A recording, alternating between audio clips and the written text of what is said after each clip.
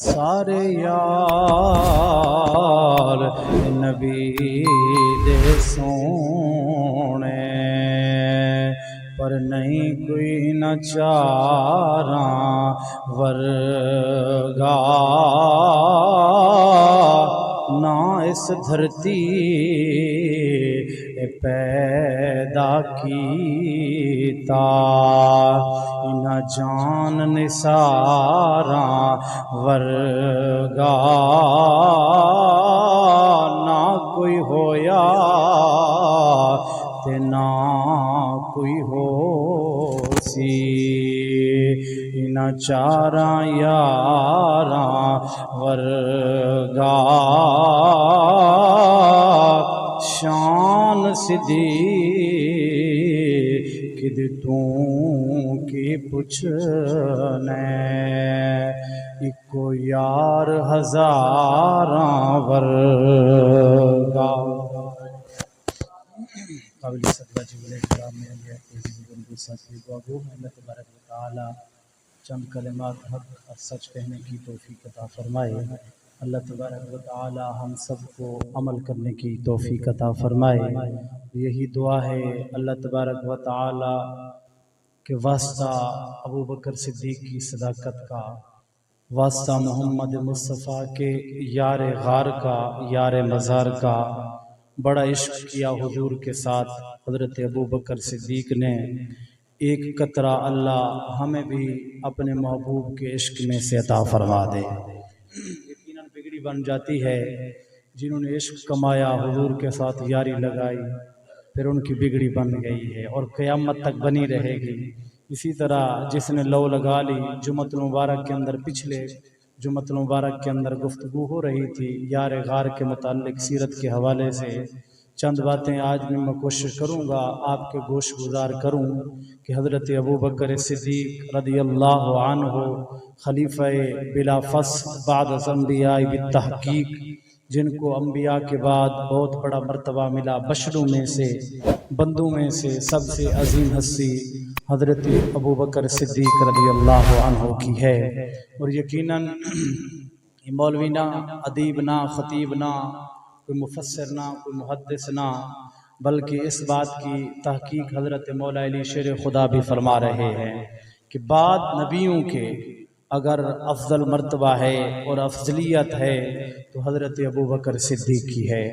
حضرت مولا علی شیر خدا کے بیٹے ہیں حضرت ابو حنفیہ، انہوں نے حضرت مولا علی سے سوال کیا، اے ابا جان یہ بتائیں حضور کے بعد سب سے بلند مرتبہ کس کا ہے، بلند مقام کس کا ہے؟ حضرت مولا علی شیر خدا خود فرمایا انہوں نے کہ سب سے بیٹے اگر نبیوں کے بعد افضل بندہ ہے کائنات کے اندر تو وہ ابو بکر صدیق کی ذات ہے۔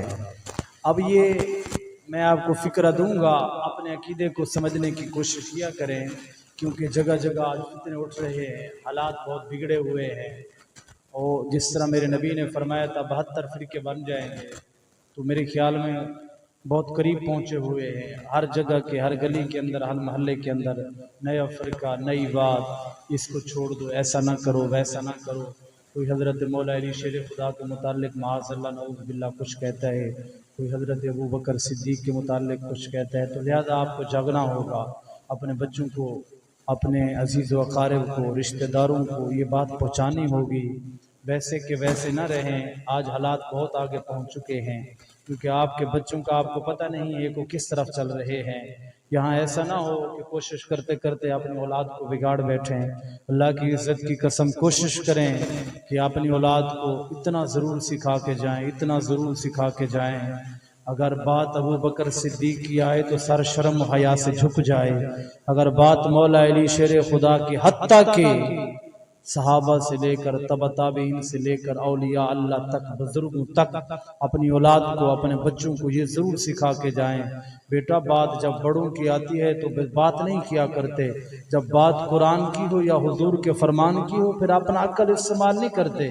عقل دنیا کے اندر استعمال ہوتا ہے، عظیم ہستیوں کے ہاں متعلق عقل استعمال نہیں کیا جاتا، وہاں تو ابو بکر صدیق کی طرح عاشقی نبھائی جاتی ہے، پیار کیا جاتا ہے۔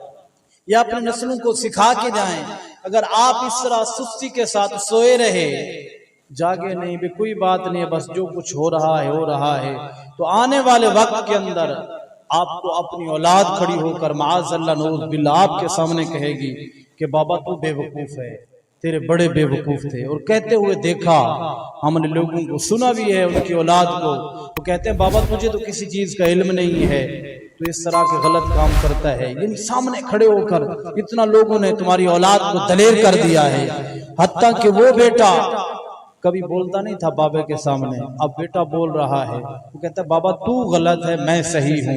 وجہ کیا ہے؟ صحبت غلط ملی ہے۔ آپ نے سیرت نہیں سنائی، نہ ابو بکر صدیق کی صورت سنائی ہے، نہ حضرت عمر فاروق کی سنائی، نہ مولا علی شیر عثمان غنی، کسی کی صورت نہیں سنائی۔ ہم نے ان کو پروٹوکول دیا، یورپ کا تعلیم سکھائی یورپ کی، اور اس وقت آرٹیفیشل زمانے کے اندر لوگوں نے بڑی بڑی تعلیمیں دی ہیں، لیکن دور کر دیا قرآن سے، حضور کے فرمان سے۔ اب وہ بیٹا ہے نہ بابے کو مانتا ہے، نہ ولی کو مانتا ہے، نہ صحابہ کو مانتا ہے، کوئی ایسا ہے ابو بکر کے خلاف معاذ اللہ باتیں کرتا ہے، کوئی حضرت مولا علی شیر خدا کے خلاف باتیں کرتا ہے۔ عقیدہ ایسا اپنی اولاد کو دے کر جائیں، ایسی تربیت کر کے جائیں کہ نبی کی نام کا، نبی کی شان کا تذکرہ ہو تو بیٹا کٹ مرنے کے لیے تیار ہو جائے۔ اگر بات آئے ابو بکر صدیق کی یا مولا علی شیر خدا کی، کسی حضور کے صحابی کی بات آ جائے تو آپ کا بیٹا ایسا نہ ہو، اعتراض اٹھانے والا نہ ہو۔ تابی وہ ہوتا ہے جس نے صحابی کو دیکھا ہے، تابی وہ ہوتا ہے جس نے صحابی کو، صحابی وہ ہوتا ہے جس نے محمد مصطفیٰ کو دیکھا ہو۔ آپ نے فرمایا جس نے مصطفیٰ کو دیکھ لیا وہ صحابی ہے، جس نے صحابی کو دیکھ لیا وہ تابی ہے۔ فرمایا تابی ساری زندگی عبادت کرتا رہے، ساری زندگی خدا کو راضی کرتا رہے، پھر بھی تابی صحابی کے قدموں کے ساتھ جو خاک لگی ہے، تابی ساری زندگی اللہ اللہ کرے، سجدے کے اندر سر رکھ کر روتا رہے، پھر بھی صحابی کے قدموں کے ساتھ، صحابی کے مقام کو نہیں کہا، جو اس کے قدموں کے ساتھ خاک لگی ہے، تابی اس تک نہیں پہنچ سکتا، صحابی کا کیا مقام؟ تو یہ جو علماء نے عقیدہ بیان کیا ہے، اپنے بچوں کو بتانا ہے تیرے میرے جیسا بندہ وہ تو تابی ہے جس نے صحابی کو بھی دیکھا ہے۔ آج 1400-1500 سال کے بعد ایک بندہ اٹھ کر کہے معاذ اللہ نعوذ باللہ وہ ہماری طرح ہیں، بھی ہماری طرح نہیں ہو سکتے۔ ان کی شان ورا والورا شان ہے، جن کو صحبت مصطفیٰ ملی، جو در مصطفیٰ کے اوپر گئے اور دہلیز مصطفیٰ کے اوپر حضرت ابو بکر صدیق رضی اللہ عنہ یہ عقیدہ سکھائیں اپنی اولاد کو، نہ دائیں دیکھا نہ بائیں دیکھا، نہ اوپر نہ نیچے، بس جو مصطفیٰ نے کہہ دیا، ابو بکر صدیق نے کہا یہی اسلام ہے، یہی قرآن ہے، بس۔ اور حقیقتاً بات ایسے ہے جو مصطفیٰ کے منہ سے نکلا، قرآن کس نے پہلے بیان کیا؟ حضور نے بیان کیا۔ حضور کے منہ سے جملہ نکلا اقرأ باسم ربک الذی خلق، حضور نے پڑھا الرحمن علم القرآن، حضور نے پڑھا قل هو اللہ احد، حضور نے پڑھا الحمدللہ رب العالمین۔ حضور کے منہ سے جملے نکلے۔ ابو بکر صدیق کا رابطہ خدا کے ساتھ نہ تھا بلکہ مصطفیٰ کے ساتھ تھا۔ حضور بولتے یہ قرآن ہے، ابو بکر صدیق نے کہا سونیا یہ قرآن ہے۔ حضور بولتے یہ میرا فرمان ہے، ابو بکر صدیق نے عرض کیا رسول اللہ یہی تو فرمان ہے، بس بات یہاں ختم ہو گئی۔ ابو بکر کو پتا تو نہیں تھا یہ قرآن ہے، حضور نے بتایا، کیونکہ صحابہ کا عقیدہ تھا جو حضور کا فرمان ہے وہی تو قرآن ہے۔ اسی لیے اپنی اولاد کو یہ بتانا ہے آپ نے، خبردار دائیں بائیں نہیں دیکھنا، ادھر ادھر نہیں دیکھنا، تو حضور کا فرمان ہے جو قرآن ہے اسی کے ساتھ کھڑے ہو جاؤ۔ قرآن کے اندر اللہ کا بھی ذکر ہے، مصطفیٰ کا بھی ذکر ہے، صحابہ کا بھی ذکر ہے، اولیاء اللہ کا بھی ذکر ہے، یہی تو قرآن ہے، یہی تو ہم کہتے ہیں، ہم ان کو سمجھاتے ہیں بھی یہی قرآن ہے، یہی حضور کا فرمان ہے۔ حضرت ابو بکر صدیق بات دور نکل جائے گی، بڑا عرصہ حضور کی غلامی کے اندر گزارا، سارے صحابہ شان والے ہیں۔ جس وقت ہجرت کا وقت آیا، حضور صلی اللہ علیہ وسلم نے فرمایا ابو بکر جانا ہے، مکہ سے ہجرت کرنی ہے، کافروں نے تنگ کر دیا، گھیرا تنگ کر دیا، تلواریں اٹھا کر لے کر آ گئے، معاذ اللہ ان کا ارادہ تھا کہ حضور کو شہید کر دیں گے۔ حضور صلی اللہ علیہ وسلم نے حضرت مولا علی کو بلایا، اپنے بستر پہ سلایا اور ابو بکر صدیق کو کہا تو نے میرے ساتھ چلنا ہے۔ رات کے وقت مکے سے نکل رہے ہیں اور حضرت علی کو سلا رہے ہیں۔ سفر ہجرت کا بھی بہت بڑا مشکل تھا، اور وہ لمحہ بھی بہت مشکل تھا جہاں حضرت علی سوئے ہوئے تھے، ہر طرف کافر ہیں، تلواریں اٹھا کر کھڑے ہیں، علی کو پتا تھا یہاں موت ہے، لیکن انہوں نے کہا ایسی زندگی سے موت بہتر ہے جس کے اندر مصطفیٰ راضی ہو جائے۔ حضرت علی بستر کے اوپر سو گئے۔ اب دیکھیں کافر ہر طرف حملہ کر کے کھڑے ہیں، یہ ہوتی ہے قدرت خدائی، یہ ہوتی ہے شان مصطفیٰ۔ حضور نے دست خاک کافروں کی نظر بھی نہ پڑی، حضور کہاں سے نکل کر چلے گئے۔ حضرت علی بستر کے اوپر سوئے ہوئے ہیں، حضور چلے گئے۔ ابو بکر صدیق کو کہا میں آؤں گا، میرا انتظار کرنا، واش تیرے قدموں کی خاک کے اوپر قربان جاؤں ابو بکر۔ حضور نے کہا تھا میں آؤں گا۔ حضرت ابو بکر دروازے کے ساتھ ٹیک لگا کر کھڑے ہو گئے، اندر سوئے نہیں، بیٹھے نہیں۔ کیوں؟ یار نے کہا تھا کہ میں آؤں گا، بس اب لیٹنا نہیں ہے، بیٹھنا نہیں ہے۔ ابو بکر صدیق کھڑے ہو گئے۔ حضور رات کے لمحے کے اندر نکلے۔ اچھا میں دوسرا فکرہ دوں، پوری کائنات چل کر جاتی ہے در مصطفیٰ کے اوپر۔ ابو بکر تیری شان کے اوپر قربان جاؤں، تیری وہ ہستی ہے تیرے در کے اوپر مصطفیٰ چل کر آئے ہیں۔ میں ابو بکر رک جانا، میں آؤں گا۔ اور حضور چل کر آئے رات کے لمحے کے اندر، رات کی گھڑی کے اندر۔ حضرت علی کو سلایا، ابو بکر کے پاس آئے۔ حضرت علی نے ادھر بستر کے اوپر پہرا دیا، ادھر حضرت ابو بکر صدیق حضور کے ساتھ چل پڑے۔ کافروں نے جیسا پردہ اٹھایا، ابھی حضور ہیں، دیکھتے ہیں تو نیچے سے حضرت مولا علی شیر خدا آ گئے۔ دوڑ پڑے ادھر ادھر، ادھر سید یار غار یار مزار۔ حضرت ابو بکر صدیق حضور کے ساتھ چل پڑے۔ راستے کے اندر حضور تھک گئے، تھکنے والی تو ہستی نہیں ہے نا حضور۔ ابو بکر مجھے کندھوں کے اوپر اٹھا۔ جب غار ثور کے قریب جو گئے ہیں لوگ، انہوں نے دیکھا ہوگا غار ثور کو، مجھے اٹھا اپنے کندھوں کے اوپر بٹھا۔ حالانکہ پتہ ہے کہ حضور تھکتے نہیں ہیں، یا طاقت حضور کے پاس زیادہ ہے یا ابو بکر صدیق کے پاس زیادہ ہے؟ طاقت تو حضور کے پاس زیادہ ہے، لیکن ابو بکر اٹھا۔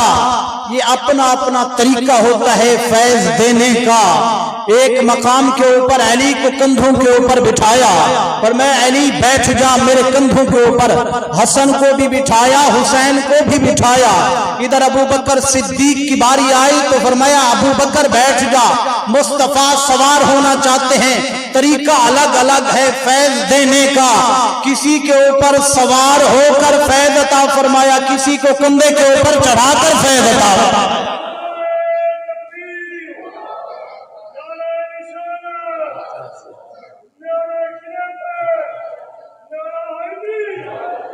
فرمایا کسی کو کندھے کے اوپر بٹھا کر فیض عطا فرمایا، کسی کو اٹھا کر فیض عطا فرمایا۔ حضرت ابو بکر صدیق مصطفیٰ کو اٹھاتے ہیں۔ کیا مقام ہے ابو بکر کا، جن کی سواری جس کی حضرت ابو بکر مصطفیٰ کی بنے۔ اور آپ تو کہتے ہیں جنہوں نے گئے ہیں غار کو دیکھا ہے، اب تو کہتے ہیں سیڑھیاں بنائی ہوئی ہیں، لوگ اچھے طریقے سے چڑھ جاتے ہیں۔ اس وقت کوئی سیڑھی نہیں تھی۔ پہاڑ کے اوپر چڑھنا کون سا آسان ہوتا ہے، پتھر ہوتے ہیں سارے۔ مصطفیٰ آپ کے کندھوں کے اوپر ہیں۔ حضرت ابو بکر صدیق کا فکرہ ہے، آپ فرماتے ہیں جس وقت مصطفیٰ میرے اوپر سوار ہوئے تو میری آنکھوں کے پردے جو ہے آگے ہٹ گئے۔ میں نظر اٹھاتا تو ڈائریکٹ میری نظر عرش خدا کی بارگاہ کے اندر جاتا۔ جس وقت میں نظر ہٹاتا ادھر دیکھتا تو مجھے حبشہ سے کشتیاں نظر آنا شروع ہو جاتی، نیچے دیکھتا تو تحت الثری تک سارے پردے ہٹ گئے۔ یہ ابو بکر کے اوپر مصطفیٰ بیٹھے تو یہ شان ملی حضرت ابو بکر کو۔ وہ بتانا مصطفیٰ سے کیا بھلا آیا ہو سکتا ہے، وہ خدا کو دیکھیں یا نیچے دیکھیں، ادھر دیکھیں یا ادھر دیکھیں، مصطفیٰ کے آگے کوئی چیز چھپی ہوئی نہیں ہو سکتی۔ اس لیے ہم اکثر کہا کرتے ہیں لوگوں کو، بس یہی فرق ہے، وہ خدا ہے یہ مصطفیٰ ہے، یہ خدا نہیں ہو سکتا وہ مصطفیٰ ہے۔ فرق کتنا ہے، باقی ہر چیز اللہ نے اپنے مصطفیٰ کو عطا فرما دی ہے۔ حضرت ابو بکر صدیق مصطفیٰ کو لے کر غار کے اندر پہنچے۔ بڑا طویل واقعہ آپ نے سنا ہوگا متعدد مقامات کے اوپر۔ فرمائے قرآن کی اس بات کی گواہی دے رہا ہے، ثانی اثنین اذ ہما فی الغار اذ یقول لصاحبہ لا تحزن ان اللہ معنا۔ حضرت ابو بکر صدیق نے کہا سونیا آپ یہیں رک جاؤ، میں اندر جا کر دیکھتا ہوں غار کے اندر کوئی ایسی چیز نہ ہو جو آپ کو نقصان پہنچائے۔ یعنی اپنی جان کی پرواہ نہیں ہے، اصل بات یہ ہوتی ہے کہ ہماری جان کا کوئی مسئلہ نہیں ہے، ہم تو ہر لمحے ہر گھڑی مصطفیٰ کے لیے زندہ رہا کرتے ہیں۔ اوہ ذرا بلند آواز سے کہہ دیں اللہ اکبر کبیرہ میرے ویرہ حضرت ابو بکر صدیق رضی اللہ عنہ آپ عرض کر دینے سونے تسی ذرا رک جاؤ نا اے توڑا غلام جان دے غار دے اندر جائزہ لین دے غار دی صفائی کر دے کوئی ایسی چیز نہ ہوئے کہ میرے مصطفیٰ نو نقصان دے وے حضرت ابو بکر صدیق رضی اللہ عنہ غار دے اندر داخل ہوئے نے ایک سوراخ نہیں دو سوراخ نہیں 72 سوراخ نے غار دے اندر مختلف قسم دے سوراخ نے حضرت ابو بکر صدیق رضی اللہ عنہ اپنا امام اتار دینے امام نو پھاڑ پھاڑ کے غار پہ بند کر دینے اس سوراخ پہ بند کر دینے امام ختم ہویا پگڑی ختم ہوئی او حضور دا یار غار یار مزار نے اپنا کرتا اتار کے پھاڑ پھاڑ کے او غار دے سوراخ پہ بند فرماندا ہے تاکہ میرے یار نو کوئی چیز نقصان نہ پہنچاوے او اپنا کرتا ختم ہو گیا حتیٰ کہ علماء نے لکھیا چاند ٹکڑے اپنے زار بند تو اتارے نے تے غار نو بند کریا اتنا کپڑا رہ گیا صرف اپنا جسم ڈھکن واسطے ستر عورت ڈھکن واسطے ایک سوراخ باقی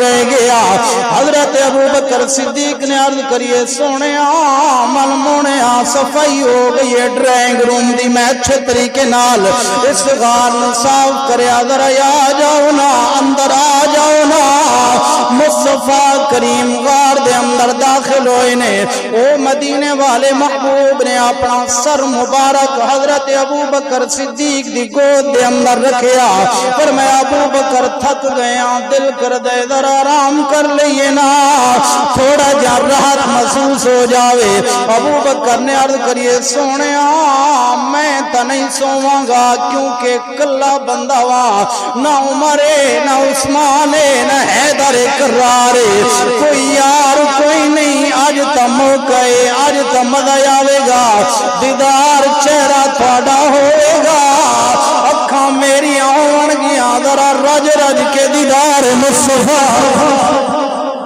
رج کے دیدار مصطفیٰ کرانگا حضرت ابو بکر نے حضرت محمد مصطفیٰ نو اپنی گود دے اندر سوایا اور جڑا سوراخ غار دے اندر بچیا سی آپ نے ایڑی مبارک رکھیے اس سوراخ دے ہوتے ایڑی لائیے اندر سپ نکلے نام جنہوں کہنے اپنی زبان دے اندر فرمایا سپ آیا سپ نے ایک دفعہ ڈانگ ماریا دوسری دفعہ ماریا تیسری دفعہ ماریا اندر اتھے رک کے میں فکرہ دینا چاہنا ماں اتھے رک کے فکرہ دیواں گا او سپ غار دے اندر کیویں پہنچیا بڑا طویل سفر کر کے سپ پہنچیا غار دے اندر حضرت عیسیٰ علیہ السلام اپنی قوم نو جمع فرما کے اپنی امت دے لوگاں نو جمع فرما کے آپ پیغام پہ دیں دینے ایک ایسا نبی آوے گا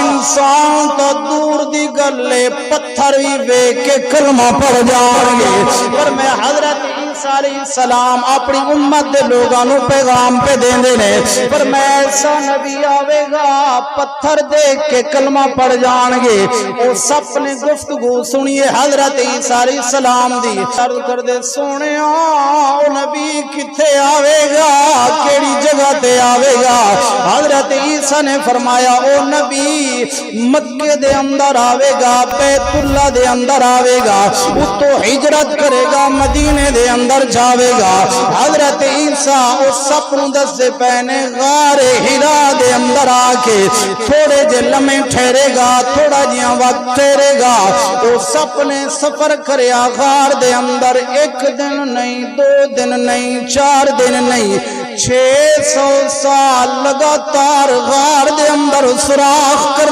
رہا کہ وہ سونا نبی آوے گا اگر ایک سراخ بند ہویا دوسرے دے وچوں نکل جاواں گا دوسرا سراخ بند ہوے گا تیسرے دے وچوں نکل جاواں گا تاکہ چہرہ مصطفیٰ دیکھاں گا زیارت کراں گا او کیڑا نبی ہوے گا خاتم النبیین نبی آوے گا فرمایا 72 سراخ کرن اس سپ نے حضرت ابو بکر صدیق نے 72ویں سراخ دے اتے ایڑی رکھیے 3 دفعہ سپ نے دستک دیتی ہے अबू बकर चेहरा एड़ी हटाना, जरा दीदार मुस्तफा करना।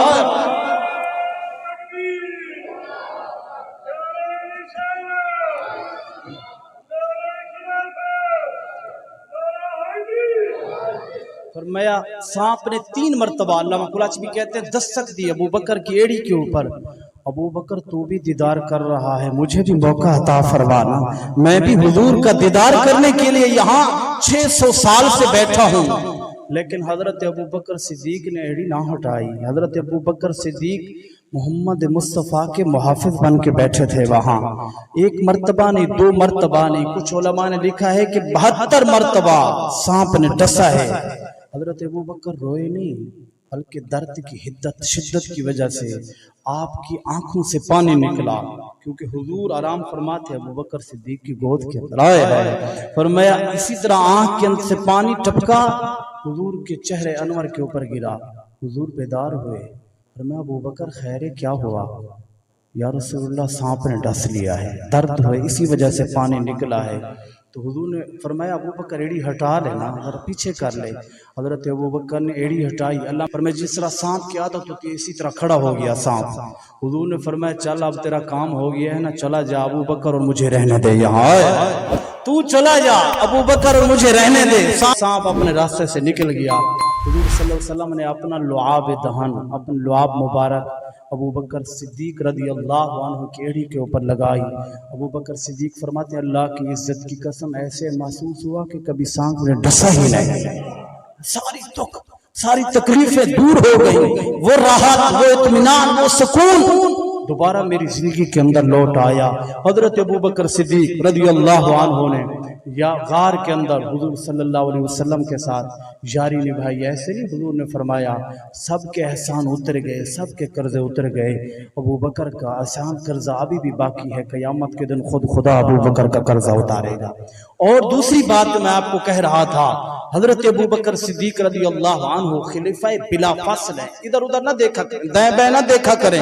हजरत मौला अली शेर खुदा खुद अबू बकर सिद्दीक को आगे करते हैं, पीछे नमाज। हुजूर सल्लल्लाहु अलैहि वसल्लम एक काफिले के अंदर सुलह करवाने के लिए गए, नमाज का वक्त हो गया। इधर देखते हैं गुलाम, मस्जिद खचखचा भरी हुई है।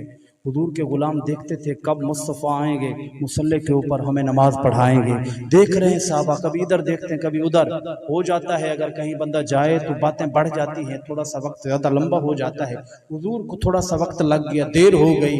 साहबा ने देखा कोई नहीं आया। हजरत मौला अली शेर खुदा ने फरमाया अबू बकर आप चले मुसल्ला रसूल के ऊपर इमामत करवाएं, हम आपके पीछे खड़े होकर नमाज अदा करते हैं।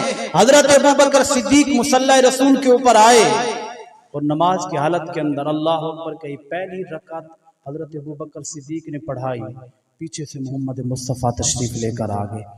अब फिक्र लें, फरमाया सहाबा जब नमाज अदा करते हैं ला यल्ताफितु अन यमीनिही वला यसारा, जब सहाबा नमाज अदा करते, हमारी अपनी बात नहीं कर रहा, जब नमाज अदा करते थे ला यल्ताफितु, ना इधर मुतवज्जे होते ना उधर मुतवज्जे, ना यमीन या यसार, ना दाएं ना बाएं, उनका राब्ता डायरेक्ट खुदा के साथ हुआ करता था। पर मैं खड़े हैं नमाज अदा कर रहे हैं खुदा की, पीछे से आए मुस्तफा, सहाबा ने खुशबू से महसूस कर लिया कि मोहम्मद मुस्तफा तशरीफ ले आए। अब देखें हुजूर आए, मस्जिद भरी हुई है, इसी तरह सहाबा किराम ने रास्ता बनाया, थोड़ा सा इधर हुआ, एक गुलाम इधर हुए, दूसरे इधर हुए, दरमियान में से सफ़ों में से रास्ता बन गया। हुजूर ने पहली सफ़ क्रॉस की, दूसरी की, तीसरी की, हत्ता के पहुंचते पहुंचते पहली सफ़ के अंदर पहुंच गए। हजरत अबू बकर सिद्दीक आगे मुसल्ले के ऊपर मौजूद हैं। अब जिसे कहते हैं तस्वीक, ये हाथ के ऊपर हाथ मारना, मेरी तरफ देखेंगे, इसी तरह सहाबा ने तस्वीक की, हाथ मारा, अबू बकर सिद्दीक को मुतनब्बे किया, कहा अबू बकर पीछे से मोहम्मद मुस्तफ़ा तशरीफ लेकर आ गए। और अगले रावी ने जो फिक्र लिखा, अबू बकर सिद्दीक सीना हटाने से बैतुल्लाह की तरफ से अगर ये हट जाए तो नमाज टूट जाती है, अगर गर्दन फिर जाए तो नमाज नहीं टूटती, इधर उधर अगर मुतवज्जे हो गया, जानबूझकर हो गए तो नमाज मकरूह हो जाएगी। جب تک سینہ قبلہ رخ سے نہ پھرے نماز نہیں ٹوٹتی۔ حضرت ابو بکر صدیق نے اسی طرح چہرہ موڑ کر چہرہ مصطفیٰ کو دیکھا، پیچھے دیکھا، ٹک ٹکی لگا کر دیکھا، انہی پاؤں کے ساتھ حضرت ابو بکر صدیق واپس لوٹے، پیچھے آئے۔ حضور صلی اللہ علیہ وسلم نے فرمایا ابو بکر رک جا، ٹھہر جا، الامر فوق الادب، جو حکم ہوتا ہے وہ امر جو ہوتا ہے وہ ادب سے بڑا ہوتا ہے۔ لیکن حضرت ابو بکر صدیق نے 2 قدم اور اٹھائے، حضور نے پھر اشارہ کیا ابو بکر ٹھہر جا، حضرت ابو بکر صدیق نے 2 قدم پھر اٹھائے، 3 مرتبہ میرے مصطفیٰ کریم نے اشارہ کیا ابو بکر ٹھہر جا، نماز پڑھا۔ ابو بکر واپس آ گئے صف کے اندر، حضور مصلی کے اوپر چلے گئے، نماز ادا ہو گئی۔ جب حضور نے سلام پھیرا، پھر کیا کہا حضور نے؟ ابو بکر تجھے میں نے کہا تھا ٹھہر جا، فکرہ سنے کو تڑپ جاؤ گے۔ حضرت ابو بکر صدیق نے عرض کی یا رسول اللہ، ابو قحافہ کے بیٹے کی اتنی جرأت کہ مصطفیٰ کے ہوتے ہوئے مصلی رسول کے اوپر آ جائے، ایسا ہرگز نہیں ہو سکتا۔ ابو بکر صدیق کی اتنی جرأت کیسے، جن کے متعلق قرآن کہتا ہے یا ایھا الذین آمنوا لا ترفعوا اصواتکم فوق صوت النبی ولا تجہروا لہ بالقول، میری کیا جرأت ہے؟ تو حضور کے ہوتے ہوئے پھر وہ وقت بھی آیا، وہ لمحہ بھی آیا، حضور کا وقت جس وقت قریب آیا، حضور صلی اللہ علیہ وسلم نے خود ابو بکر صدیق کو پکڑ کر مصلی رسول کے اوپر کھڑا کیا، اور 22 جمادی الثانی کو حضرت ابو بکر صدیق رضی اللہ عنہ کا وصال ہوا۔ آپ نے بڑی خدمت کی، دین کی، ساری زندگی دین مصطفیٰ کے نام کے اوپر لگا دی۔ آخری فکر سنیں، جس وقت قریب آیا، ڈاکٹروں کو بلا کر لے آئے، طبیبوں کو بلا کر لے آئے، کہتے ہیں ابو بکر بتا تو صحیح تکلیف کون سی ہے؟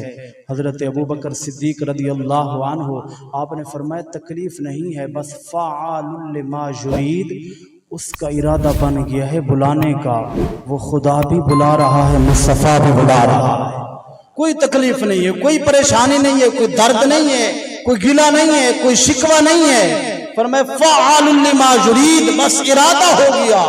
مصطفیٰ اپنے قریب بلانا چاہتے ہیں، اپنے یار غار کو، اپنے یار مزار کو کہنا چاہتے ہیں ابو بکر آ جا، میرے پاس آ جا، بڑے دن ہو گئے ہیں، تڑپتے تڑپتے بڑے دن ہو گئے ہیں، آنکھیں ترس گئی ہیں چہرہ مصطفیٰ کو دیکھنے کے لیے۔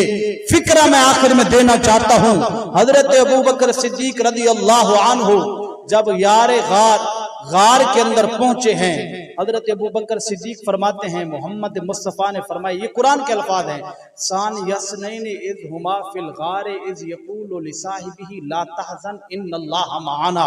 ثانی اثنین، دونوں میں سے دوسرے نے کہا، اذ ہما فی الغار، جب غار کے اندر تھے، کیا کہا؟ لا تحزن، غم زدہ نہ ہو ابو بکر۔ اب حضور کہہ رہے ہیں، یہ قرآن کہہ رہا ہے، حضور کہہ رہے ہیں حضرت ابو بکر صدیق کو، لا تحزن ان اللہ معنا۔ تحزن کا لفظ اس وقت استعمال ہوتا ہے جب کوئی بندہ غمگین ہو، پریشان ہو۔ حضور نے فرمایا اے ابو بکر پریشان نہ ہو، ان اللہ معنا، کیونکہ اللہ ہمارے ساتھ ہے۔ فرمایا اسی طرح کا جملہ کہا، حضرت ابو بکر کہتے ہیں سمت اس طرح کی تھی، غار کی، اگر اوپر سے بندہ کھڑے ہو کر دیکھے تو نیچے سامنے بندے جو بیٹھے نظر آ جاتے ہیں۔ حضرت ابو بکر صدیق نے عرض کی یا رسول اللہ، ادھر تو راستہ بھی نہیں ہے، اگر وہ آ گئے ادھر سے تو ہم کدھر جائیں گے؟ کلیجے کے اندر ٹھنڈ پڑ جائے گی اور مصطفیٰ کی شان کا پتہ چلے گا۔ حضرت ابو بکر صدیق فرماتے ہیں کہ ادھر میں نے کہا یا رسول اللہ، اگر ادھر سے کافر آئے تو ہم کدھر جائیں گے؟ یہ حضور کا لا محالتاً فطرتاً اشارہ ہے۔ حضور نے فرمایا ابو بکر اگر ادھر سے آئے تو ہم ادھر چلے جائیں گے۔ کہتے اللہ کی عزت کی قسم، مصطفیٰ کے ہاتھ تھے، کہا ادھر سے آئے تو ادھر چلے جائیں گے۔ اس طرح حضور نے اشارہ فرمایا، پہاڑ پھٹ گیا اور میں نے نظر اٹھائی کہ حبشہ سے مجھے کشتیاں نظر آنے لگی، جدھر دیکھتا ہوں تو مجھے روح زمین کے اوپر ساری کائنات نظر آتی ہے۔ بس حضور نے صرف اشارہ کر دیا، میں نے ہاتھ جوڑ کے عرض کی یا رسول اللہ آپ پریشان نہیں ہونا۔ آپ نے اشارہ کیا تو یہاں تحت الثری سے لے کر لوح محفوظ تک ساری خدائی مجھے نظر، صرف اشارہ کیا ادھر سے۔ یہ تو فطرتاً حضور نے اشارہ کیا، اگر ادھر سے آئے تو ہم ادھر نکل جائیں گے، بتائیں نا، یہ تو صرف اشارہ کیا۔ اگر پھر دوسری بات ہے، وہاں جب حضور نے کہہ دیا ادھر سے آئے تو ادھر سے نکل جائیں گے، پھر غار کے اندر جانے کا مقصد سمجھ نہیں آیا۔